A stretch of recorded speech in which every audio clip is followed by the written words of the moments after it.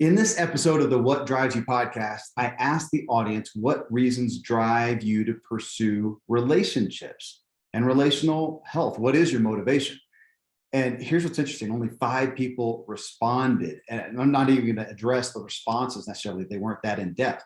But it's interesting that 2 weeks ago, or 2 weeks prior to the question at least, for episode 37, I asked what reasons drive you to exercise and eat well and increase and or maintain your health and wellness.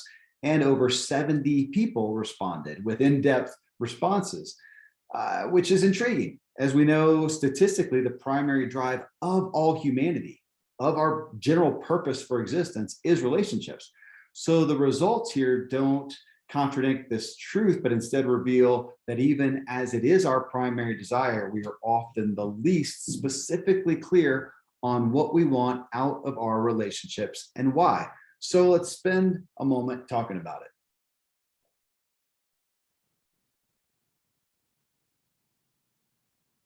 All right, folks. So what I'm going to do is just a walkthrough of relationships and see if we get some clarity on what drives us. What do we want out of relationships? The general response is we just want good relationships. Well, we want some relationships, right? We want a romantic relationship. We want a relationship as a parent with a child and to pursue that love. We want friends. We want relationships with extended family. We want relationships with social groups and people that can help connect us to things. So we want relationships, but to say, gosh, what do we specifically want? What do we value is really what we're looking at. What do we value? So if we look at the different areas, let's just walk through them. Let's walk through them here. The first one, I'm going to give credit to Robin Sharma, who I had on the show on one of my podcasts. And he has he has multiple popular books. He's got 5 million people that follow him on Facebook. And his book that I had him on the show was the 5 a.m. Club, and just about the really positive habits of life, though it goes deeper than that. Really intriguing book. But when I asked him about relationship habits, like what are the things that he does to pursue good relationships in his life, he said, well, the first priority he has, and I'm going to say this and don't have a reaction. The first priority he has is really relationship with himself.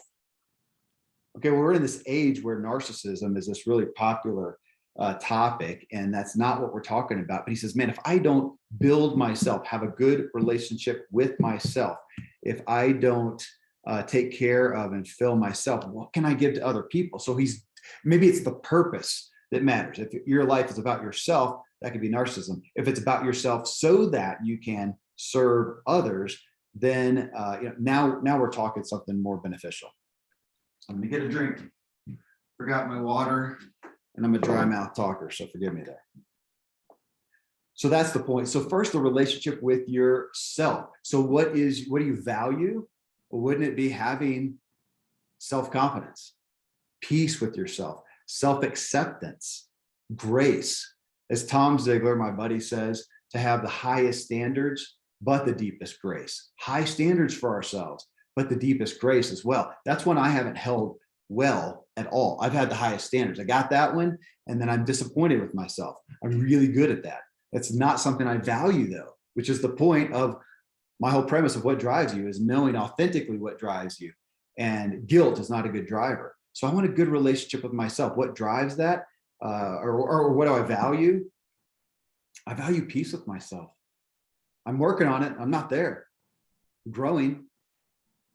This is unfortunately one of the newer relationships for me at 50 years old.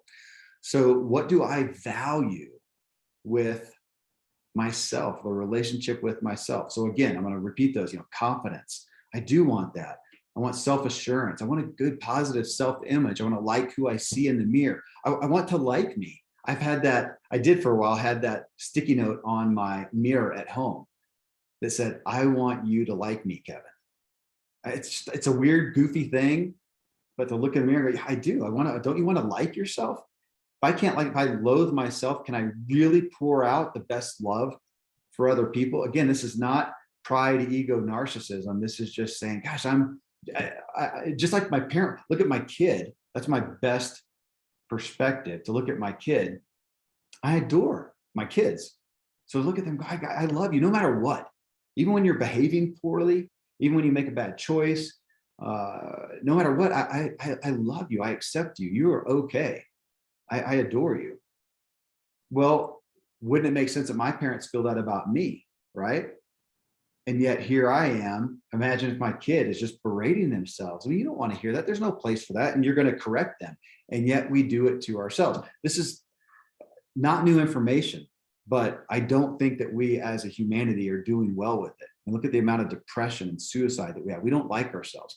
So self, what do you value in a relationship with yourself? Let's go to our next primary one,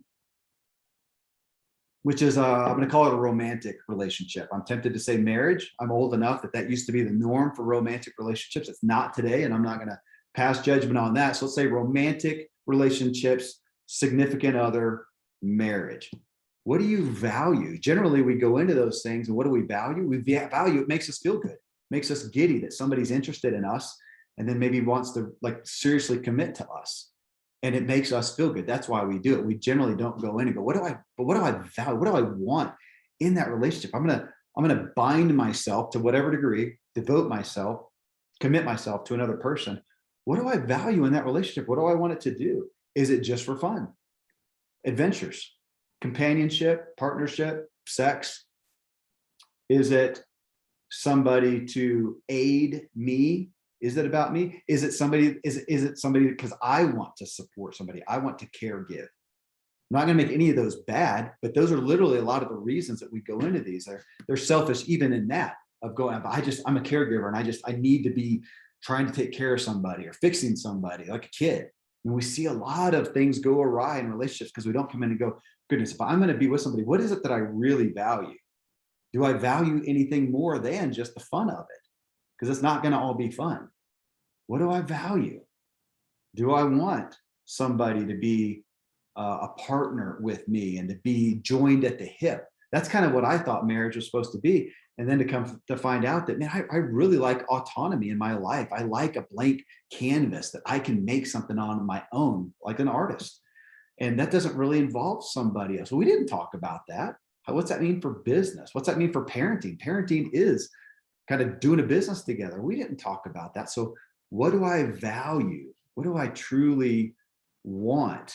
Because that's what's going to drive whether I do it or not, but more so whether I do it healthfully. That's what we're talking about here. Knowing our values so we know our drives. And guys, I'm giving you an encapsulation of what my entire book is going to be about. That's going to come out in, I don't know, 6 months or whatever.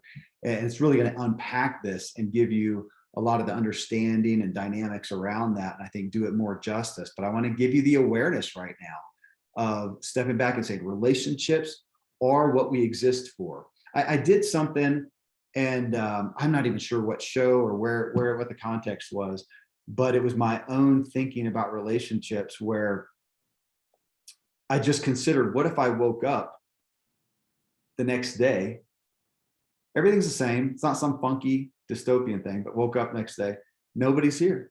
Everybody's gone, just me. Would that be great? Man, I can do whatever I want, kick back. Everything that's, again, in my goofy analogy, assume everything works. I can watch a show, I can jump in a Lamborghini and go nuts. I can eat whatever I want. How long would that be fun? Because the reality is, if I woke up, and this is where I continue thinking, and there was nobody, I have no reason to exist. It's just no purpose, literally no purpose. Maybe sit with that. Think about if you woke up tomorrow, nobody's there.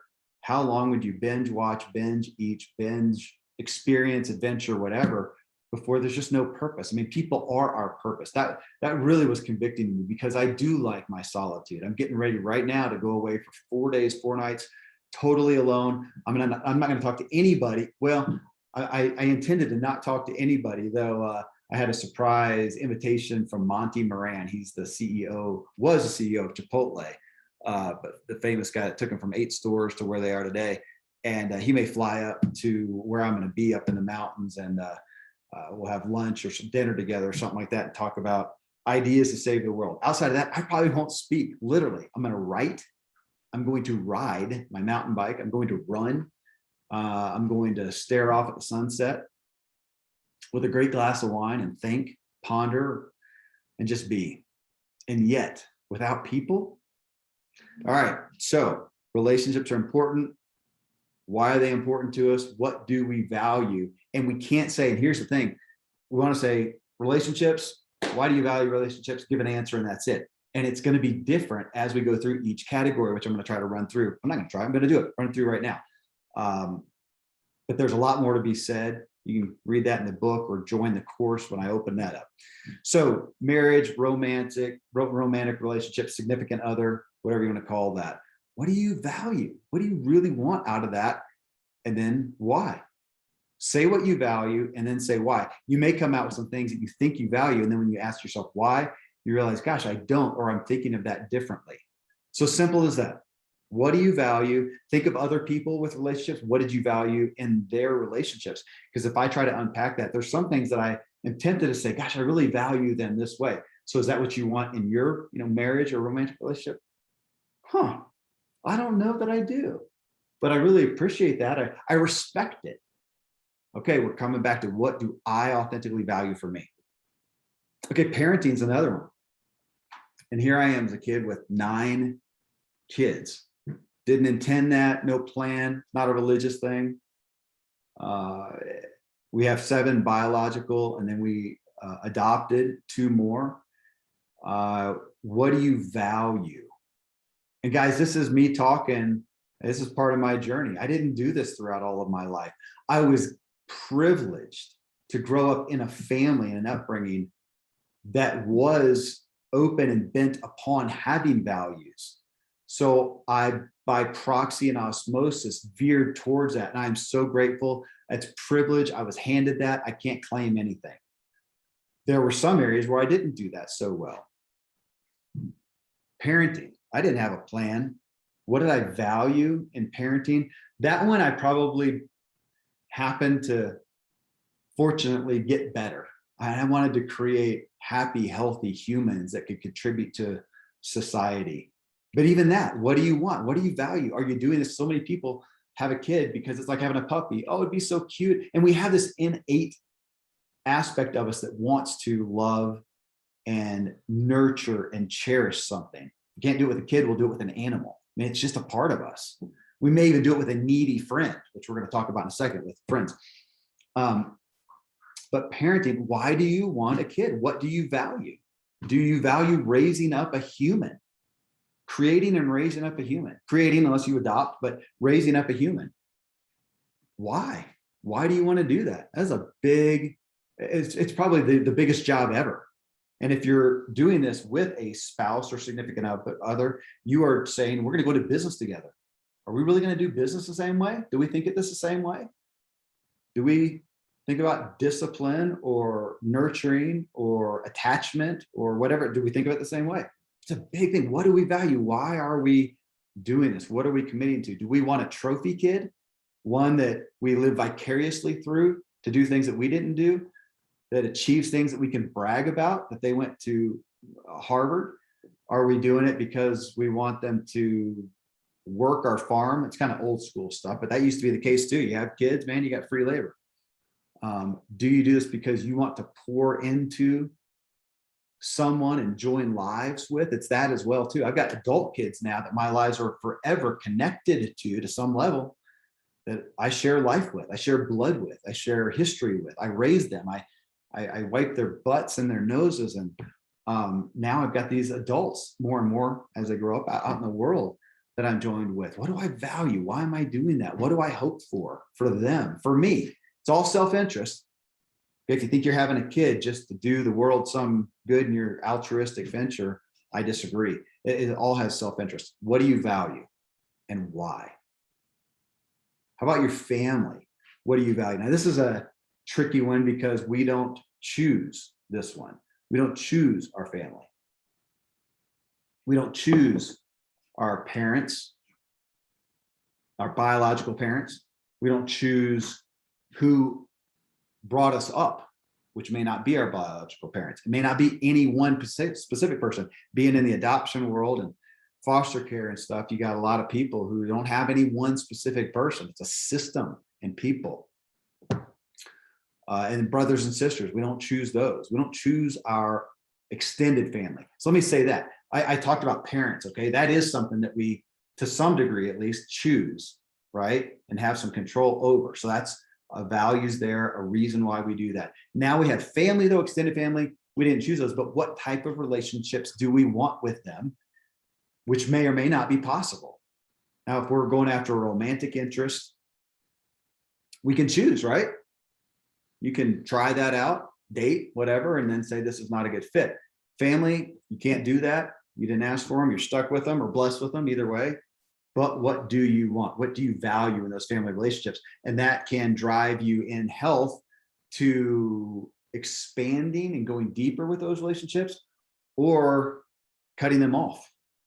I don't know. You got to decide that. But again, we're stepping back and going, what do you value? Are you doing things out of shoulds, out of expectations, out of obligation that is not giving you life? Now, if you can withstand it and you're doing it to love people well and try to honor them, a biblical term, honor your mother and father, which there's a lot of unpacking to do on what that means. Does that mean being a doormat for them? I don't believe so personally. For me, it's not something I value. But you got to decide what, you don't have to, if you want to flourish in your life, what do you value with the relationships of your family? I do believe they're important. And I've been through times of not giving them enough value and importance and just saying, hey, those are people, I didn't pick those.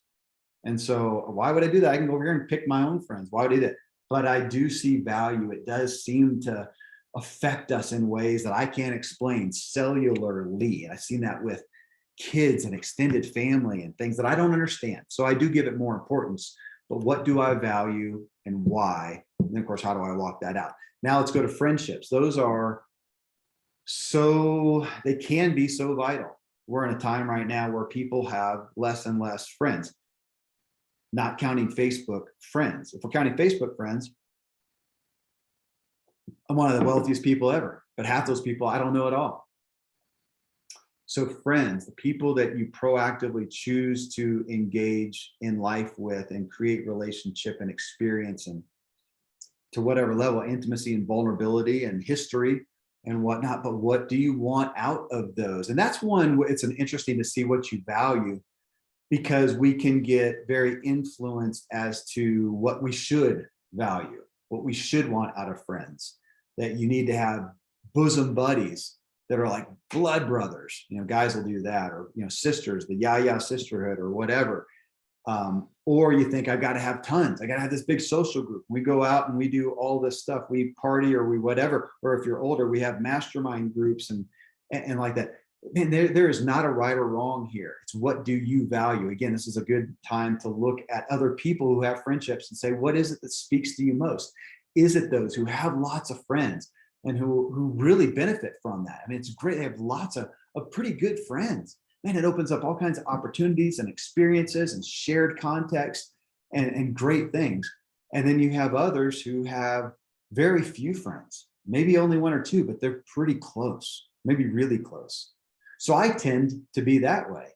And I literally do not feel it's better or right or wrong or whatever. It's just an admission that I tend to have a few very close relationships. I want them to be more, pretty intimate. And it's draining to have a lot. It's hard for me. Man, it's different for my wife. She's not that way. She can have more friends. I see my kids veering in different directions. And ultimately, who cares? As long as it is fulfilling for you. But what do you value in friendships? Do you value sharing everything? Do you value sharing experiences? Do you value talking ideas with friends? I just got a book right prior to this recording. I got a new book called, I can't remember, it's a goofy name. Not goofy, it's just one I don't understand. But it's a book written about the Inklings. The Inklings is a somewhat famous group, at least among people who write and creatives and whatnot. But it was what C.S. Lewis is credited with starting it. But C.S. Lewis and J.R.R. Tolkien were in it. So you got the Lord of the Rings and Narnia that comes out of this group, in essence. And they would get together as friends, invested friends. And there was other writers in there. They'd get together at Magdalen University, where C.S. Lewis was, and then later on at the Child and Eagle, I think is what it's called, a pub. That's what they're most known for, is meeting at this pub informally. but they did it and they went deep with each other and helped each other craft these incredible works. And I'm sure they, talked about, I'm not sure. Maybe they just talked about literary works. They talked about their marriage and parenting and health. I don't know. What do you want out of relationships? What do you value? But think about that. What do you want? What kind of friendships? What do you want? For what purpose? Why? Why do you want them? And there may be some people out there that just feel like they don't need friends.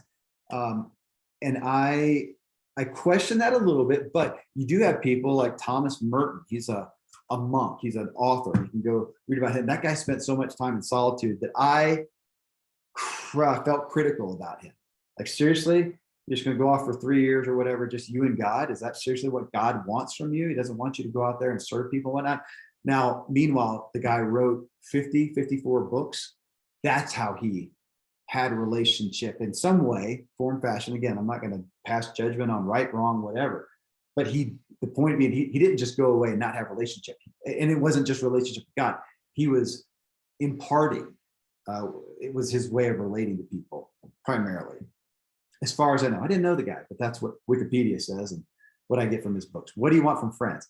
Coworkers is another one, which is one where to some degree we can't pick those. Now we can choose our place of employment. And if you're in a place to go, man, my coworkers, or it's toxic, they're horrible, but I didn't choose them. It's like family, man. You can't choose who you sit next to in the cubicle. Obviously you have some control over working there or not, finding another place of employment. I, for one, can't fathom that sounds judgmental, doesn't it? It's hard for me to understand any amount of money being around people that drag you down in any way. Man, if you're doing it to survive, you're a rock star. Let me caveat it that way. If you're doing it to survive, God bless you. I honor that. But if you do that forever, I don't understand that. Your second job is to be finding a better place to work or nurture those relationships. Again, what would you like? Who thinks about that? Who goes into a place of employment thinking much, especially if you're younger, about what kind of relationships you want with your coworkers, people you work with, and what do you value? Man, I'd like to have people that I really share and collaborate with, or who we can hang out afterwards, or who we achieve great things together, yada, yada. What do you want out of your relationships? What do you value? What a great way to look at what you are going to work at in what environment, because no matter how much you're getting paid, what your fancy role title may be that's bolsters your ego, what the perks and benefits and whatnot are, that's what we talk about, get excited about ahead of time. And yet 60, 90 days later, the reason that people leave are relationships primarily. So what do you want out of coworkers? How about mentors or people who speak into your lives? This is one that's kind of a dead spot for most people, admittedly, to have mentors. Though I do want to caveat a little bit with, your mentor does not have to be Yoda and somebody who's all wise, who's older, who has gone before you and done such greater things and has all this wisdom to impart. I get a significant amount of mentoring from my peers. And to some degree, I could even say at this point with some of my older kids, do I see things and they have interests that I don't, or that I haven't been involved with, that gives them experience and wisdom that I don't have, that I can turn to now. And they're a great source for it because they know me. And that's really where I'm going to bank mentoring. It's getting counsel from someone who knows you. Now, God bless the mentorship that we get for those watching video, like from the books behind me. I mean, I host the Ziegler Show. How many people feel mentored and have gone to great success literally from his messages? That is great. No minimization. But when we talk about, I would call that a teacher, a guide. But when we use the word mentor, we're generally talking to people who have context with you and can speak wisdom into your life specifically. Okay, so that's what we're talking about with mentors. But think about the relationships in your life. If you right now, let me just give you, I love playing these mental games with myself. If I woke up in another city, I had 100 grand in the bank, don't know a soul, don't know anybody on earth. Go back to my thing of waking up on earth and you're the only person. Well, here's a different one of waking up and I don't know anybody on planet Earth. Literally don't know anybody. I'm anonymous. I've got money. I've got an apartment. I'm not bereft. Okay. But it's just starting fresh. To some degree, wouldn't that be fun? I don't know. It would be to me. I mean, not to lose the people in the life you have now. I don't want to lose that. But if it was going to happen, I can't control it. Like going to jail. Hey, you go to jail, or you can, go, or you're going to be death penalty, or you get to start over. Okay, I'll start over. And you get to choose everything. What would you go out and do? Wouldn't it be great to say, man, relationships are going to be key. What's the purpose of existence? I'm going to work with people. I want romance or not, or that kind of relationship. I want kids or not. I want people speaking in my lives or not. I'd like to have family. What do you value, and what would you go out and attract? That's not totally fair, because again, we do have family we didn't choose and whatnot. We may be married and feel like, gosh, how do we change that? That's another story. But what do we value?